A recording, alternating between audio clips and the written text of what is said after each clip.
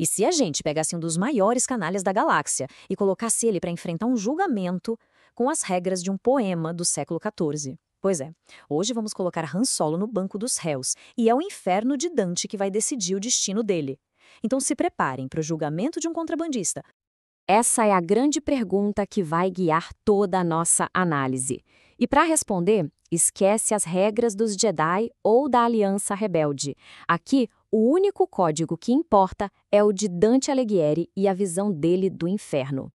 No inferno de Dante existe uma regra de ouro, a principal, o contrapasso.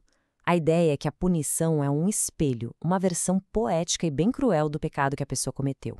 O castigo nunca é aleatório, é uma espécie de ironia divina. Entender essa lei é a chave para a gente descobrir o destino final do Han Solo.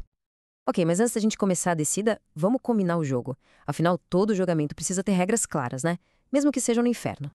A gente vai focar naquele Han Solo do começo, sabe? O contrabandista cínico que atirou primeiro e que só se importava com dinheiro. Vamos partir do pressuposto que ele morreu antes de virar o herói que a gente conhece, sem ter tido tempo de se arrepender de nada. Com essa premissa bem definida, vamos aos fatos. Hora de abrir a ficha criminal do nosso suspeito. Qual era a verdadeira natureza dele? O que realmente o movia? Porque para entender a punição, primeiro a gente precisa entender o pecador. E tá aqui, a confissão. A frase que basicamente resume tudo. Pro Han Solo que a gente está julgando, a causa não era liberdade, não era força, era grana. Essa citação é a raiz de quase todos os pecados dele. Para alguém como Dante, que vivia numa cidade como Florença, a ordem da cidade, o bem comum, era algo sagrado. Então o contrabando não é só um crime de dinheiro, é um ataque direto contra a comunidade. Operar nas sombras para benefício próprio, que era o que o Han fazia, era uma quebra de confiança social.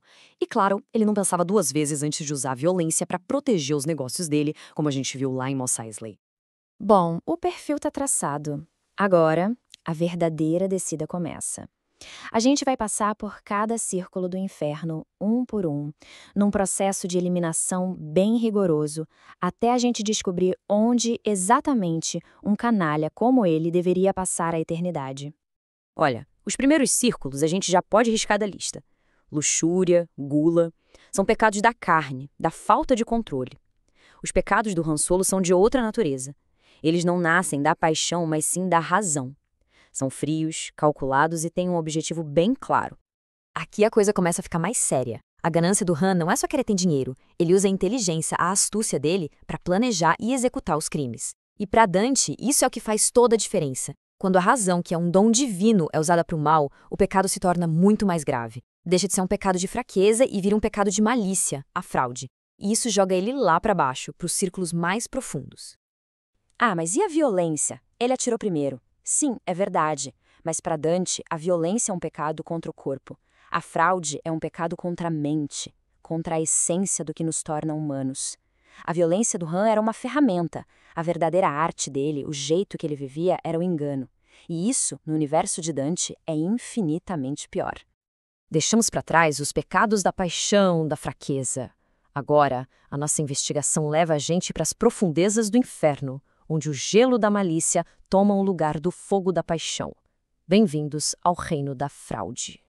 E este é o destino dele, o oitavo círculo, o Mali Bolgi, que a gente pode traduzir como valas malignas. É um abismo gigante, dividido em 10 valas, e cada uma é para um tipo específico de fraude. É aqui que são punidos aqueles que usaram a inteligência para enganar e quebrar os laços de confiança que mantêm a sociedade unida. E dentro do Mali Bolgi, com seus 10 tipos de fraude, a gente acha a vala perfeita, a quinta vala. O pecado é a barataria. O nome é antigo, mas o crime é bem conhecido. Corrupção, suborno, usar de influência para burlar as regras em troca de lucro. É basicamente a definição medieval de contrabando. O lar perfeito para Han Solo. O local do crime foi encontrado. Então, agora, vamos à sentença. Vamos ver como a lei do contrapasso preparou uma punição perfeitamente irônica para o nosso contrabandista favorito. A punição é uma verdadeira obra-prima de crueldade poética. Han Solo, que passou a vida operando nas sombras, agora é eternamente mergulhado num rio de piche preto fervendo.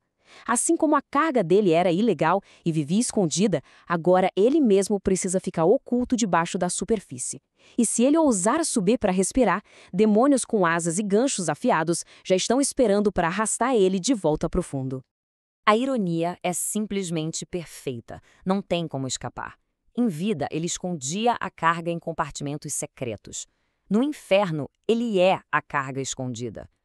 A justiça poética de Dante transforma a ferramenta do pecado dele na própria matéria da sua punição eterna.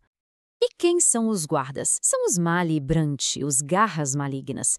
Pense neles como a versão infernal dos fiscais do Império e dos caçadores de recompensa. Só que tem uma pequena diferença. Eles não aceitam suborno, não caem em truques e não dá para fugir deles. Para um cara que passou a vida toda fugindo da autoridade, eles são o pesadelo final. A caçada, enfim, acabou. O veredito parece definitivo, mas a teologia de Dante, assim como a própria história do Han Solo, guarda uma última reviravolta. Nossa análise não estaria completa se a gente não considerasse a chance de ter uma esperança. É muito importante lembrar de quem a gente está julgando aqui. O canalha que não se arrependeu. O veredito da Quinta Vala é para ele. Mas a história completa do Han Solo é sobre um homem que se transformou, que foi de canalha a herói. Afinal de contas, a obra de Dante não é só sobre punição, é também sobre redenção. O sacrifício do Han, ao tentar salvar o filho, é um ato de amor que, na teologia cristã, tem um peso gigantesco. Isso, muito provavelmente, o salvaria do inferno e o levaria para o purgatório. Lá, a punição não é eterna, é uma purificação. Ele teria que escalar a montanha do arrependimento, aprendendo a deixar para trás aquele apego ao dinheiro e o orgulho que o definiram por tanto tempo. E isso tudo nos leva à pergunta final. A vida de pecados do Han Solo, se pesada na balança da justiça, talvez o condene ao inferno. Mas o seu último ato de amor, se pesado na balança da graça, pode oferecer a salvação. O que pesa mais? Uma vida inteira de egoísmo ou um único momento de sacrifício? Essa é uma pergunta que atravessa galáxias e séculos, e a resposta, bom, talvez cada um de nós tenha que encontrar a sua.